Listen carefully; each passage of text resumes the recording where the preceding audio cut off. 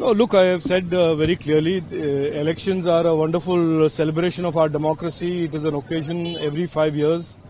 In this particular case, local body elections, every 5 years for people to think about their concerns, their issues, their worries, and their future, what kind of future they want, and to cast a vote for that future. And I appeal to all Malayalis to come out and vote in large numbers. Traditionally, local body elections have seen low turnouts.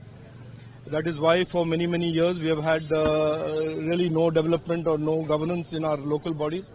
So I appeal to everybody to come out and vote in large numbers, because that is the way to bring in change and that is the way to bring in the development that they all want. Do you think the media's attention this time was not on the local body because of so many other issues, the sleaze of an MLA? No, look, this is a standard operating procedure for many political parties to try and divert the attention of the people before the elections from the real issues. The real issues in this election are the issues that all people face every day. Roads, drinking water, garbage, sewage, drainage, electricity. These are all the issues that impact every family all across the state. And these are the real issues. People have given opportunities to the LDF and the UDF many, many times in the past.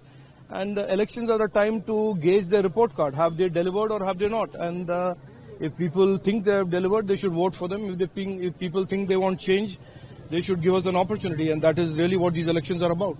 An ambitious blueprint has been created, 45 days promise. No, look, we have absolutely no doubt. If people choose to give us an opportunity, which I hope they will, we will certainly reverse the many, many decades of malgovernance and corruption and no development. We will certainly reverse that. That is what Narendra Modi ji did in India in 2014. And that is certainly our ambition and our aim to do if people give us an opportunity here in Kerala.